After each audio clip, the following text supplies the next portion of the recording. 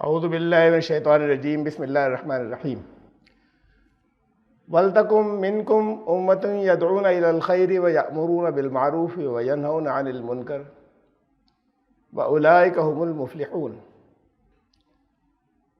اور تم میں سے ایک گروہ تو لازماً ایسا ہونا چاہیے جو بھلی باتوں کی طرف بلائے، جو خیر کی طرف دعوت دے، بھلائی کی طرف دعوت دے، معروف کی تاکید کرے، وہ جو اچھی باتیں ہیں جن کا اللہ کی پسندیدہ، وَيَنْهَوْنَ عَنِ الْمُنكَرِ، اور منکرات سے جو ناپسندیدہ چیزیں ان سے روکے، اور وہی لوگ فلاح پانے والے ہیں۔ اس آیت کے بارے میں، اس آیت کی بنیاد پر ہمارے یہاں ایک بہت بڑی تعداد علم والوں کی یہ کہتی ہے کہ دعوت کا کام فرض کفایہ ہے۔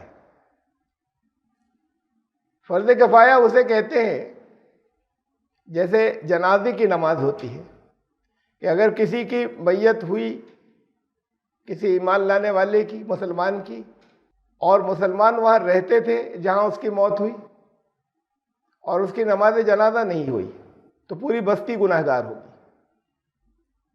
لیکن اگر کچھ لوگوں نے پڑھ لی تو پھر سب پہ سے گناہ اتر گیا۔ بستی کے ہر آدمی کے لیے پڑھنا فرض نہیں تھا، لیکن کسی نے نہیں پڑھی تو سب کو گناہ ہوگا۔ تو کچھ لوگ اگر اسے ادا کر لیں تو سب کے لیے لازم نہیں رہتا، اسے کہتے ہیں فرض کفایہ۔ ایسا فرض جو کافی ہو گیا کچھ لوگوں سے۔ اس آیت کی بنیاد پر ہمارے یہاں بڑی تعداد یہ کہتی ہے، یہ مانتی ہے کہ دعوت فرض کفایہ ہے۔ ہر ایک کو دعوت کے کام میں لگنا ضروری نہیں ہے۔ اگر کچھ لوگ لگیں تو سب پر سے فرض اتر گیا۔ ہاں، اگر کوئی نہیں کر رہا ہوتا تو گناہ ہوتا۔ کم از کم یہاں تک تو آئے کہ فرض کفایہ مانا کہ کوئی بھی نہ کر رہا ہوتا تو گناہ ہوتا۔ ایک دور تو وہ تھا، زیادہ پرانی بات نہیں ہے، بہت قریب کی بات ہے، کہ مخالفت تھی دعوت کے کام کی کہ یہ فتنہ ہے، یہاں پر ضرورت نہیں ہے۔ اور ایسے بھی ہے، میں بہت احترام کرتا ہوں اچھے علم والوں میں سے، کہ جو یہ کہتے ہیں کہ یہ لوگوں کا کام نہیں ہے، عوام کا، یہ اسلامی اسٹیٹ کا کام ہے دعوت دینا۔ یعنی اگر اسلامی اسٹیٹ نہ ہو تو پھر دعوت کی ضرورت ہی نہیں ہے۔ کہتے تو نہیں ہے، اور بہت بڑی ایک جماعت ہے حزب التحریر، اور وہ جماعتیں جو خلافت قائم کرنا چاہتی ہیں، تشدد والی نہیں ہے کہ وہ کوئی وائلنس کی بات ہو، کوئی توڑ پھوڑ کی ہو، کہیں حملہ کرنے کی ہو، کہیں جنگ کی ہو، طاقت کا استعمال ہو، وہ نہیں ہے۔ لیکن بہت آرگنائز پوری دنیا میں سب سے بڑی جماعت ہے مسلمانوں کی۔ ان جماعتوں کے اندر جو خلافت کی بات کرتی ہیں کہ خلافت قائم کرنی ہے، حزب التحریر، ان کے لوگ کم از کم ان کی ہر ملک کے لیے الگ پالیسیز ہیں کہ کہاں کیا کریں گے، اس کے حساب سے ان کو سینٹر سے احکامات ملتے ہیں۔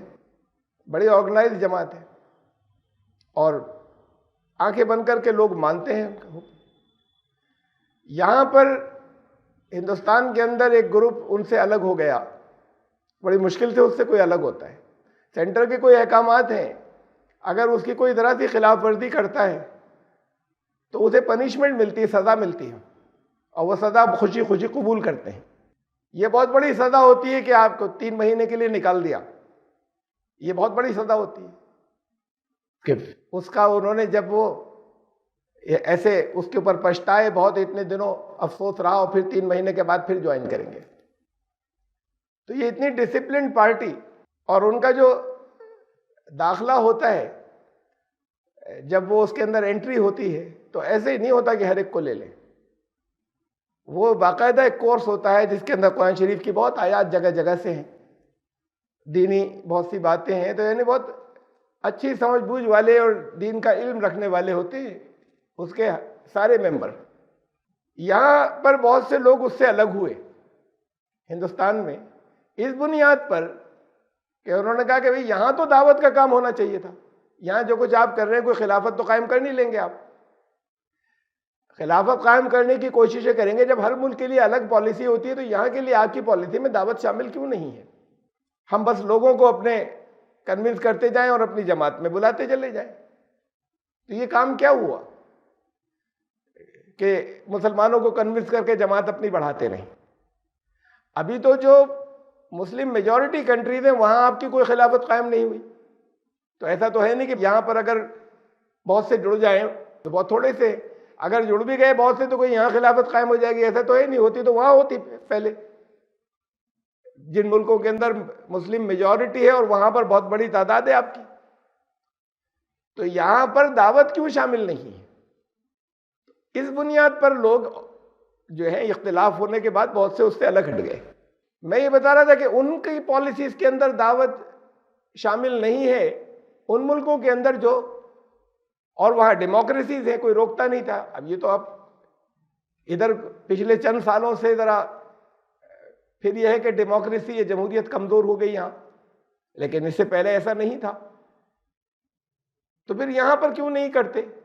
تو مسلمانوں کی بڑی جماعت، ان کے یہاں دعوت کا کوئی حصہ نہیں تھا ایسے ملک کے اندر جیسا ہندوستان ہے، کہ جس میں مسلمان دنیا میں سیکنڈ لارجسٹ میجورٹی ہیں، دوسرے نمبر پر سب سے زیادہ تعداد کے اعتبار سے، یہاں مینورٹی ہیں، لیکن دنیا کے جن ملکوں میں دیکھا جائے تو ملکوں میں دوسرے نمبر پر سب سے زیادہ مسلمان جو ہیں وہ ہندوستان کے اندر، وہاں پر، اور وہاں دعوت کے اوپر کوئی روک ٹوک نہیں تھی، تو وہاں پر ان کی پالیسی میں دعوت شامل نہیں۔ اور پھر یہ اور دوسرے مدارس کے اور دوسرے اور جو ہمارے یہاں ٹریڈیشنل روایتی جو علماء ہیں وہ کہا کرتے تھے، جیسے میں نے آپ کو بتایا کہ یہ لوگ تو یہ کہا کرتے تھے کہ 1980s تک کہ یہ فتنہ ہے دعوت، اپنے دین کا کام، دین، نماز روزہ، پھر مسلمانوں کا اور مدارس کا قیام اور ان چیزوں کو کرتے چلے جائیں، وہ فتنہ ہے۔ تو کم از کم یہ زبان سے کہنے لگے یا کہا کہ یہ فرض کفایہ ہے، کچھ لوگ کر لیں، سب کو منع نہ کریں، یعنی بڑی تعداد کو تو پھر روکنے کی بات تھی، اور فرض کفایہ نے مان لیا تو پھر ان کی ذمہ داری تو ہے ہی نہیں، بات ختم، کچھ لوگ کر رہے ہیں، کچھ لوگوں کی جماعت ہے تو پھر ان کی تو کوئی ذمہ داری اس میں نہیں بنتی۔ لیکن اب آیت یہ کہہ رہی ہے، اسی آیت کی بنیاد پر کہتے ہیں وَلْتَكُمْ مِنْكُمْ أُمَّةٌ يَدْعُونَ إِلَى الْخَيْرِ، تم میں سے ایک گروہ تو ایسا ہو، یعنی بہت واضح ترجمہ اس کا، کچھ لوگ تو ہوں ایسے۔ اس بات کے اوپر اب چونکہ یہاں پر اس سے 6 ہی آیت آگے، یہ آیت نمبر 104 ہے، 104، اور 110 یہ آیت آ رہی ہے آگے، اس پر زیادہ تفصیل تو ہم تب بات کریں گے، لیکن کمپیئر کرنے کے لیے ابھی رکھیں سامنے۔ کنتم خیر امت اخرجت للناس، تم ہو اب سب سے اچھی امت، بہترین امت۔ پچھلی امتیں اپنی ذمہ داریاں چھوڑ چکی، اللہ کی نظر میں وہ امت کہلانے کے لائق نہیں بچی، اب تم ہو بہترین امت جسے دنیا کے تمام انسانوں کے لیے لایا گیا، اس لیے کہ تم معروف کا حکم دو اور منکر سے روکو، تأمرون بالمعروف وتنہون عن المنکر، تؤمنون باللہ، اللہ پر ایمان رکھتے ہوئے کہ تم اللہ پر ایمان رکھتے ہو، معروف کا اس لیے تم بہترین امت ہو۔ تو یہ تو سب کو کہا، یہ نہیں کہا کہ تم میں سے کچھ لوگ، تم سب بہترین امت ہو اس لیے کہ تم یہ کام کرتے ہو۔ اور یہ اس کے اندر یہ جو ابھی آج کے درس کی آیت ہے 104 104، اس میں کہا تم میں سے کچھ لوگ تو ہونے چاہیے ایسے، تو پھر اسے کہتے ہیں فرض عین، جو سب پر فرض ہوتا ہے، نماز فرض عین ہے، دعوت کو یہ لوگ کہتے ہیں کہ فرض کفایہ ہے اس آیت کی بنیاد پر۔ تو میں یہ کہا کرتا تھا، یا مختلف تقریروں میں بھی میں نے کہا کہ اصل میں یہ بھی فرض عین ہے، یعنی لازم ہے سب کے اوپر، لیکن آیت میں یہ کہا جا رہا ہے کہ کچھ لوگ تو ایسے ہوں جو باہر نکلنے والے ہوں، باقی ان سے کوآرڈینیٹ کریں ہر آدمی۔ تو قرآن نے کہا سورہ توبہ کے اندر کہ ایسا مت کرنا کہ سب کے سب نکل کھڑے ہو، پھر الگ الگ ذمہ داریاں ہیں، مختلف فیلڈز ہیں، مختلف شعبے ہیں، ان میں کام نہیں کریں گے اور سب کے سب نکل کھڑے ہوں گے تو پھر بہت چیزیں جو ہیں وہ رہ جائیں گی اور بہت پیچھے چلے جائیں گے، اور بہت سے تقاضے جو پورے ہونے چاہیے وہ کم رہ جائیں گے۔ پھر ہر ایک کی نکل پڑنے کی صلاحیت نہیں ہوگی، ہر ایک کی نکل پڑنے کی طاقت قوت نہیں ہوگی۔ تو قرآن نے یہ کہا کہ ایسا نہ ہو کہ سب ادھر ادھر دوسرے کاموں میں لگ گئے، چاہے وہ دعوت کے کاز سے جڑے ہوئے ہوں۔ بھئی کچھ لوگ کوئی کتاب لکھ رہا ہے، اس کی یہی صلاحیت ہے، لیکن دعوت سے متعلق بات کو وہ آگے لے کر جا رہا ہے، طلبہ کا ذہن بنا رہا ہے، یہ بھی دعوت سے جڑا ہوا ہے۔ یہ ذمہ داری بھی تھی کچھ لوگوں کی، اگر وہ ادا کر رہے ہیں تو کچھ لوگ تو ایسے بھی ہونے چاہیے جو نکلا کریں، لیکن ہے سب پر فرض مختلف انداز میں اپنے اپنے شعبوں میں کام کریں، ان میں آپس میں کوآرڈینیشن ہو، یہ نہیں ہو کہ دعوت کا گروپ کوئی الگ تھلگ کسی کی جماعت کسی کی پارٹی بن جائے۔ تو جب اس لحاظ سے یہ فرض عین ہے کہ سب پر فرض ہے، اور یہاں یہ کہا گیا ہے کہ ہاں فرض تو سب پر ہے، کچھ لوگوں کے لیے نکلنا ضروری، کچھ تو ایسے بھی ہونے چاہیے کہ تم میں سے وہ نکلا کریں، نکل کر دعوت دیں۔ تو یہ میں نے مختلف تقریروں میں کہا اور میں ایسا سمجھتا تھا، لیکن کھٹک رہتی تھی ذہن میں، ٹکراؤ پھر بھی آتا تھا۔ دیکھیے بڑی اہم بات ہے اس کے اندر، یہ آخری ذرا سی بات، اولئک ھم المفلحون، اور وہی لوگ ہیں جو فلاح پانے والے ہیں۔ اس پر کیجئے غور، وہ لوگ جو تم میں سے، اب اگر جیسے میں نے کہا کہ میں اس کو ایسے کہا کرتا تھا کہ نہیں فرض عین تو یہ بھی ہے، سب پر لازم ہے، لیکن آیت کا مطلب یہ ہے کہ کچھ لوگ تو نکلنے والے ہوا کریں تم میں سے، اور پھر لیکن اب ساتھ میں کہا گیا وہی ہے فلاح پانے والے۔ اس کا مطلب چاہے وہ دعوت کے کام سے جڑے ہوئے جو اور مختلف شعبوں میں کر رہے ہیں وہ فلاح پانے والے پھر نہیں ہے۔ تو یہ بات جو ہے اس کا مطلب یہ کہ پھر اس پر غور کرنا ہوگا نئے سرے سے، نہ تو وہ مطلب ہے کہ یہ فرض کفایہ ہے اس لیے کہ اس سے ٹکرا رہی ہے آیت نمبر 110 سے، وہ غلط ہے جو کہا کرتے ہیں، اور اصل میں یہ بھی انٹرپریٹیشن اس کا کرنا غلط ہے کہ اس کا مفہوم یہ ہے کہ کچھ لوگ تو نکلنے والے ہوں، دعوت کے کام سے اٹیچ ہیں، سب دوسرے الگ الگ جگہ کام کر رہے ہیں، تم میں سے ایک گروہ کچھ لوگ تو ایسے ہوں جو نکلا کریں، یہ بھی غلط ہے۔ اس کی وجہ سے وہ اولئک ھم المفلحون، کہ فلاح پانے والے تو صرف وہی ہیں، اور جو نہیں نکل رہے وہ فلاح پانے والے نہیں، چاہے وہ دعوتی کے کام کی مختلف شعبوں کے اندر ہوں اور ان کی وہی صلاحیتیں ہوں اور وہاں ضرورت ہو۔ تو یہ اس کے اندر ایک کھٹک تھی جو پھر بات کو اللہ کا شکر ہے کہ واضح ہوئی، شرح صدر ہوا۔ اس میں اسے دیکھیے کہ یہ جو من لفظ ہے اس سے آئی ہے یہ بات ساری، وَلْتَكُمْ مِنْكُمْ، تم میں سے، امتن، ایک گروہ، تم میں سے ایک گروہ تو ایسا ہو۔ تو جب یہ من آ جاتا ہے تو کسی چیز کا پارٹ بن جاتا ہے، فل نہیں رہتا، ہول نہیں رہتا، اس میں سے کچھ۔ اس کی وجہ سے یہ تھا کہ یہ تو صاف کہا جا رہا ہے کچھ لوگ ایسے ہوں۔ پھر قرآن پر جب یہ رہا تو پھر بہت سی جگہوں پر اسے تلاش کیا، دیکھا اور غور کیا۔ اب من کا مطلب آپ میں سے بہت سے لوگ ہیں جو قرآن کی عربی سیکھے ہوئے ہیں اور جانتے ہیں، من کا مطلب سے، صرف سے نہیں ہوتا، جگہ جگہ مختلف معنوں میں استعمال ہوا من۔ کثرت سے اسی میں ہوا کہ جیسے ہول میں سے کچھ، زیادہ تر ایسے ہی ہے، لیکن اس سے الگ بھی استعمال ہوا قرآن کے اندر۔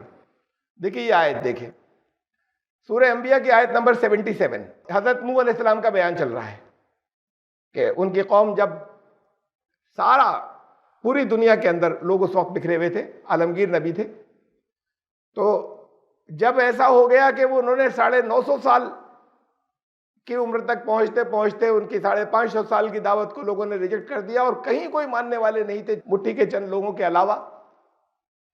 تو انہوں نے اللہ سے دعا کی کہ اللہ اب انہیں دنیا کو پھر سے لائیے، نئے سرے سے شروع کریے۔ ان میں سے تو کسی ایک کو بھی چھوڑ دیا تو پھر یہ وہ کرپشن پھیلائے گا، آگے ان کی نسلیں تک پھر نہیں سنبھلیں گی۔ تو پھر قرآن نے کہا وَنَصَرْنَاهُ، ہم نے اس کی مدد کی۔ اب یہ من آ رہا ہے، من القوم الذین کذبوا بآیاتنا۔ اب دیکھیے من کے معنی اگر سے کے ہوں گے کل میں سے، تو اس کا مطلب قوم الذین کذبوا بآیاتنا، وہ قوم، وہ لوگ جنہوں نے ہماری آیات کو جھٹلایا، ان میں سے کچھ، سب نہیں، ان میں سے کچھ کے اوپر ہم نے مدد کی۔ وہاں تو سب کے اوپر مدد دی، اللہ نے سب کے خلاف، وہ سب ڈوب گئے۔ انہوں نے اللہ سے فریاد بھی یہی کی تھی کہ اب ایسا مت کیجیے گا کہ کچھ جگہوں پر آپ سزا دیں، کچھ جگہوں پر چھوڑ دیں، یہ نئے سرے سے تخلیق کی جائے اور نئے سرے سے شروعات ہو۔ انہیں سب کو ایک طریقے سے اس وقت حالات ایسے ہیں کہ سب طرف سے ہٹائے جائیں لوگ، ورنہ یہ کوئی کسی طریقے سے خیر آگے نہیں چلے گا۔ اس کو سینکڑوں سال دعوت دے کر کوشش کر کے ہر طریقے سے میں نے بلایا، سمجھ لیا، تو پھر ہم نے مدد کی۔ من القوم الذین کذبوا بآیاتنا، جن لوگوں نے ہماری آیات کو جھٹایا، جس قوم نے، جن لوگوں نے، من، اگر ہم من کے معنی صرف سے ہوں گے یا پارٹ، ہول کا پارٹ، کل کا ایک حصہ لیں، تو اس کا مطلب کچھ لوگوں کی بات ہو رہی ہے کہ کچھ لوگوں کے اوپر کے خلاف ان کی مدد کی، پوری قوم کے خلاف مدد کی، ان سارے لوگوں کے خلاف مدد کی جو پوری دنیا کے اندر سے جنہوں نے جھٹلایا تھا۔ تو من یہاں پر اس معنی میں نہیں آیا، من یہاں پر ہول کے لیے آیا، ایسے قوم کے، وہ قوم، من جو ہے اس کی، یہ پورے کے لیے آیا یہاں پر۔ من اس شکل میں بھی استعمال ہوتا ہے۔ ایک مثال اور دکھاؤں میں آپ کو، آیت نمبر 59 سورہ نمبر 33، یا ایھا النبی، اے نبی، قل لازواجک و بناتک و نساء المؤمنین، اپنی ازواج سے، اپنی بیویوں سے، اپنی بیٹیوں سے، و بناتک و نساء المؤمنین، ایمان لانے والی عورتوں سے، سب سے کہو، یدنین علیہن، اب یہ من لفظ کی وجہ سے میں نے آیت رکھی ہے آپ کے سامنے، یدنین علیہن من جلابیبہن، جلابی بہن، یہ جلباب کا پلیورل ہے، جلباب کہتے ہیں چادر کو، بڑی چادر، تو اس کا یہ پلیورل ہے، چادریں، چونکہ جمع آ رہی ہے، اپنی بیویاں، اپنی بیٹیاں، اپنی مومنین کی عورتیں، تو ان کی چادریں، من جلابی بہن، اپنی چادروں میں سے ایک حصہ لٹکا لیا کریں۔ یہ ترجمہ بہت لوگوں نے کیا، بڑے بڑے مفسرین نے، اور میں یہاں پر اس کی تشریح میں نہیں جاؤں گا۔ 3 درس آئے تھے، یہ اس کی بنیاد پر چہرے کے پردہ فرض مانا جاتا ہے، اس آیت کی بنیاد پر، اس پر 3 درس ہوئے تھے بہت تفصیل کے ساتھ میں، اس لیے اس تفصیل میں نہیں جاؤں گا۔ جسے تفصیل دیکھنی ہے وہ سورہ احزاب کا درس دیکھ لے، وہ اپلوڈ ہوا ہے۔ میں صرف یہ بتا رہا ہوں کہ میں بتایا تھا کہ نہیں، یہاں پارٹ کے لیے جب یہ ہوگا کہ چادروں کا ایک حصہ لٹکا لیا کریں، تو پھر وہی نقاب ہوگا، وہ چادر کا ایک حصہ لٹکائیں، یا اسے لمبی کر لیں نیچے تک کھینچ کے، یا اس میں اس کی ماڈرن شکل ہے کہ نقاب الگ سے سلی ہو، نقاب لٹکائیں اس میں سے۔ وہ پورا اس کے اوپر بحث تھی کہ چہرے کا پردہ لازم ہے کہ نہیں۔ جو کرنا چاہتی ہیں بہت خوشی سے کریں، لیکن کیا شریعت نے فرض کیا ہے؟ کیا گناہ گار ہوں گی؟ کیا قرآن کے حکم کے خلاف ہے جنہوں نے چہرے کا پردہ نہیں کیا؟ تو اس پر بحث تھی پوری۔ میں نے یہ بتایا تھا کہ من جلابی بہن کا مطلب یہ نہیں ہول، اور پھر مین بات یہ تھی کہ یدنینا کا ترجمہ یہ نہیں ہوتا لٹکانا، جو کر رکھا ہے سب نے، جنہوں نے اس آیت سے یہ معنی نکالے ہیں، اور کہ پردہ چہرے کا لازم ہے، ایک نقاب لٹکائیں یا چادر ہی کو بہت لمبا کر کے نیچے تک لائیں، وہ یدنین کا ترجمہ کیا، اب چادریں لٹکا لیا کریں۔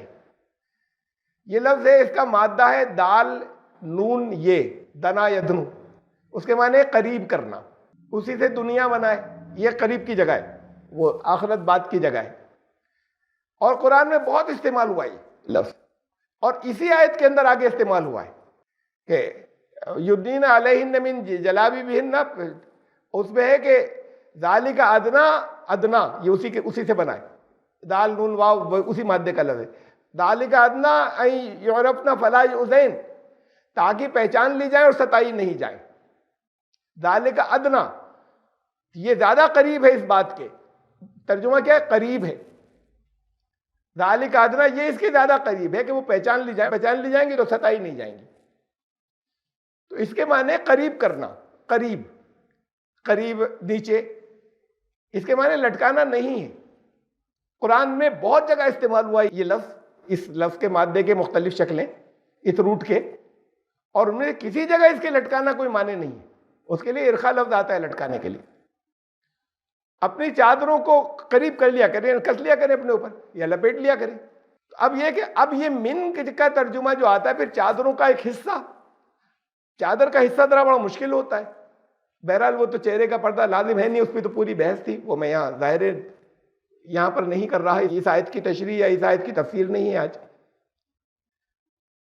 یہ یہاں کہا کہ چادر پوری، یعنی کو اپنے اوپر کس لیا کریں، لٹکانے کی بات نہیں، اپنی چادر اوڑھ لیا کریں، اپنی چادر اپنے اوپر ایک اور لپیٹے اپنے کپڑوں کے اوپر اپنی زینت کو چھپانے کے لیے، تاکہ پہچان لی جائے اور ستائی نہیں جائے۔ تو یہ یہاں پر چادر کا ایک حصے کی بات نہیں ہو رہی، بن جلابی بیننا کا مطلب ہول چادر، اپنی چادروں میں سے چادر، یعنی چادر کی پوری، چادر کی قسم میں سے ایک چادر، پوری چادر۔ من جو ہے وہ پارٹ کے لیے، ایک چادر کے پارٹ کے لیے نہیں آیا۔ تو ایسے بہت قرآن شریف کے اندر بہت سی آیات ہیں جس میں من کا استعمال پارٹ کے لیے نہیں ہے، ہول کے لیے ہی ہے۔ ان جنرل اس کے معنی وہی ہیں جو عربی جاننے والے سیکھتے ہیں۔ تو جب یہ بات سمجھ میں آ جائے پھر اس کے بعد اس آیت کو اب دیکھیں۔ کنٹرڈکشن ریموو ہونا ضروری ہے۔ قرآن شریف کی دو آیتوں کے اندر آپس میں تضاد نہیں ہو، کنٹرڈکشن نہیں ہو، ورودہ بھاس نہیں ہو، کہ ایک کہہ رہی ہے کہ فرض کفایہ ہے، کچھ لوگ ہونے چاہیے، ایک کہہ رہی ہے پوری امت جو ہے اس کے لیے ہے، دوسری یہ کہہ رہی ہے۔ تو یہ کنٹرڈکشن جو ہے یہ نہیں ہونا چاہیے، اور یہ ہو رہا ہے اس وجہ سے کہ من کا مطلب ہم نے یہاں پر بھی وہی لیا جو ہر جگہ اکثر جگہ پہ لیا جاتا ہے، بعض جگہ اس سے الگ بھی ہول کے لیے بھی آتا ہے۔ وَلْتَكُمْ مِنْكُمْ أُمَّةٌ، تم لوگ پوری امت ہو، تم لوگ، یہ ضروری ہے کہ تم سب میں سے، تم سب ایک امت ہو۔ تو یہ یہاں پر یہ من جو ہے وہ ہول کے لیے آیا ہے، وَلْتَكُمْ مِنْكُمْ أُمَّةٌ، کہ تم، یہ لازماً ہونا چاہیے کہ تم سب ایک امت کی حیثیت سے رہو، تم سب ایک امت کی طرح ہو،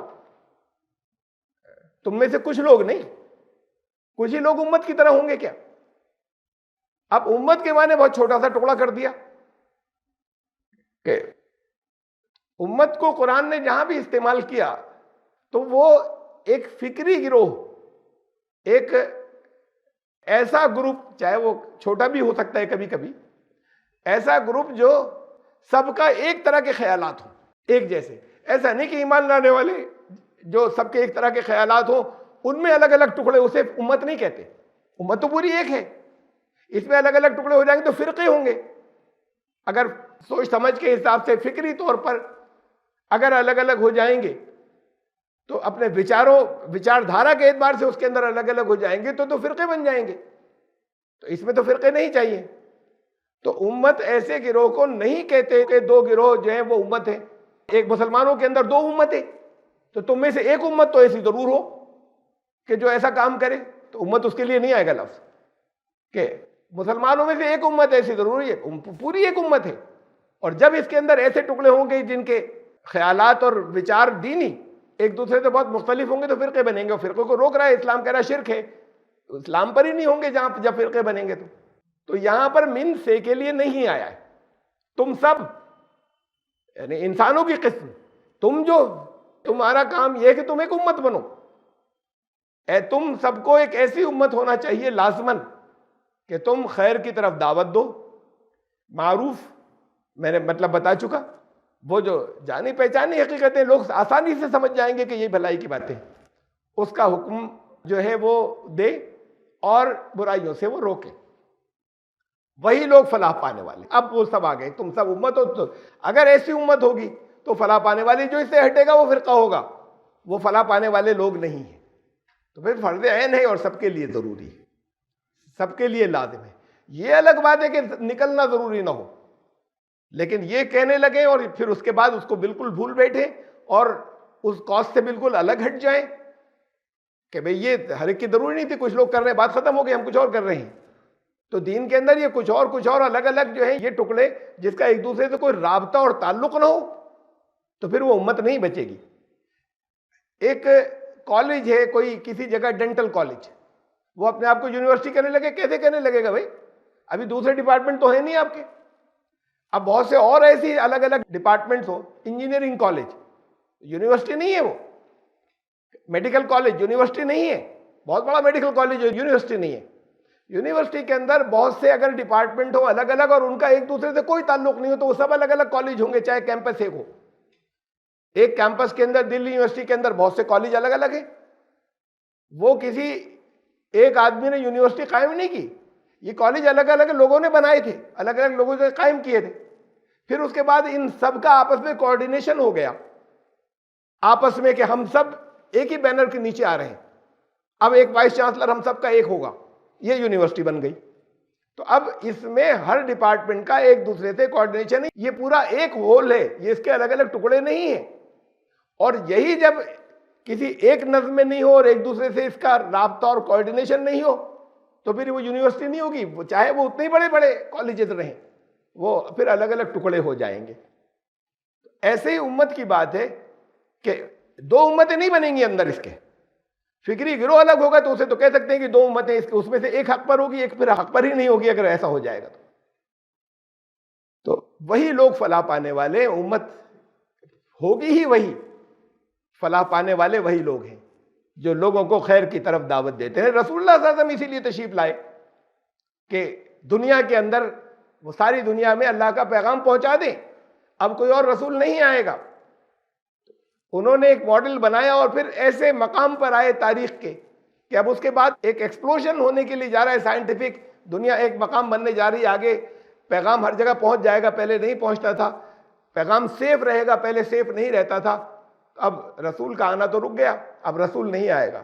لیکن پھر اب چونکہ قرآن نے کہا کہ هو الذی ارسل رسولہ بالہدی ودین الحق لیظہرہ علی الدین کلہ, وہی اللہ جس نے رسول کو بھیجا دین حق کے ساتھ, ہدایت کے ساتھ, تاکہ اس دین کو سب جگہ پر یہی دین پھیل جائے. باقی سارے باطل خیالات جتنے ہیں, باطل نظام ہیں, ان سب کے اوپر یہ چھا جائے, اس لیے بھیجا تھا. تو پھر یہ تو کام باقی ہے, یہ ہوتا چلا جائے گا اور وہ سب کو ذمہ داری دے گا. یہ امت کا کام ہے, کرے گی. اور جب امتوں نے جس امت نے اس کام کو چھوڑا وہ امت معذول ہوتی چلی گئی. وہ پھر امت اللہ کی نظر میں بچی نہیں. وہ ایک ایسی امت ہے جو گمراہ امتیں ہو گئی. اسی لیے کہا کہ اب تم ہو بہترین امت, جو آگے 110 نمبر کی آیت ہے. تو یہاں یہ اس آیت کا مطلب جو ہے وہ یہ ہے, اور اس کو یہ بڑی غلط انڈرسٹینڈنگ ہے اور اسے نہیں سمجھا گیا کہ یہ فرض ہے. یہ یہاں پر من جو ہے وہ پارٹ کے لیے نہیں آیا. اس چیز کو بہت عرصے تک میں بھی اس لیے کہ من کے الفاظ سے یہ مطلب سمجھا جاتا تھا, لیکن کھٹک رہتی تھی کہ یہ بات پوری نہیں ہو رہی. صرف یہی فلاح پانے والے ہیں تو باقی پھر مسلمانوں میں ان کو فلاح ہی نہیں پائیں گے. وہ لوگ وہ امت میں رہیں گے. اگر یہ ہول نہیں ہے تو پھر فلاح پانے والے نہیں ہیں. اور جس کے ذہن کے اندر یہ نہیں ہے کہ خیر پہنچانا ہے, دوسروں کو خیر کی دعوت دینی ہے اور اسے کسی بھی طریقے سے جڑنا ہے, وہ فلاح پانے والے لوگ نہیں ہیں.